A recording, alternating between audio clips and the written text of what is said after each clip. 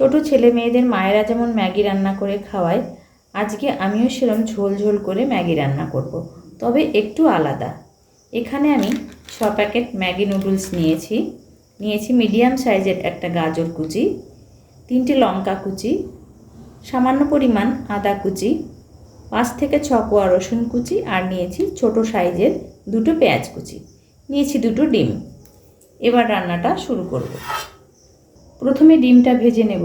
কড়াইতে 1 টেবিল চামচ সর্ষের তেল দিয়ে দিলাম। তেল গরম হয়ে গেছে, এবার ডিমের ঝুড়িটা ভেজে নেব।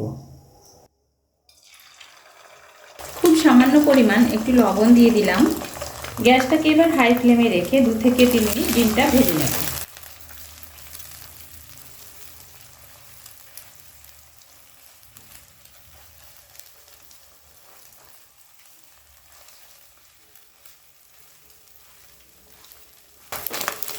ডিমটা ভাজা হয়ে গেছে, এবার একটা পাত্রে তুলে রাখবো।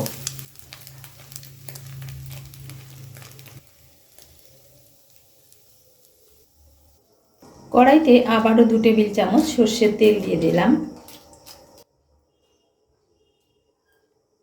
এবার দিয়ে দেবো রসুন কুচি, আদা কুচি।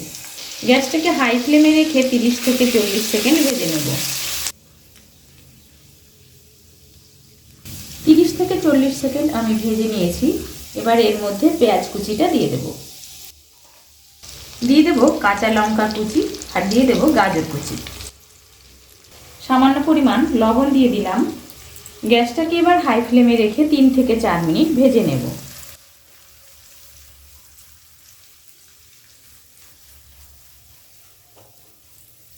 হাই ফ্লেমে 4 মিনিট ভাজতে ভাজতে পেঁয়াজের কাঁচা গন্ধটা একদম নেই।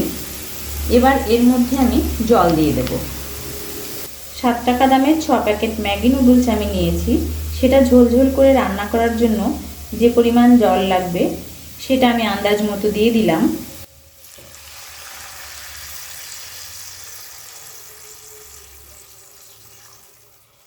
গ্যাসটাকে এবার হাই ফ্লেমে রেখে ঝোলটা ফুটিয়ে নেব।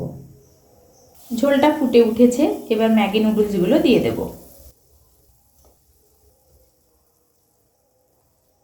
এবার এর মধ্যে স্বাদ মতো লবণ দিয়ে দেব। গ্যাসটাকে হাই ফ্লেমে রেখে 3 থেকে 4 মিনিট রান্না করব।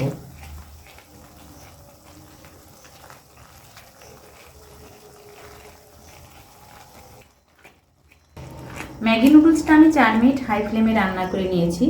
এবার এর মধ্যে দিয়ে দেব আধা টেবিল চামচ গোলমরিচের গুঁড়ো। এবার দিয়ে দেব ভেজে রাখা ডিম। সবশেষে ম্যাগি নুডলসের মধ্যে যে মশলাগুলো ছিল সেটা দিয়ে দেব। এবার গ্যাসটাকে হাই ফ্লেমে রেখে 1 থেকে 1.5 মিনিট নাড়াচাড়া করেই নামিয়ে নেব।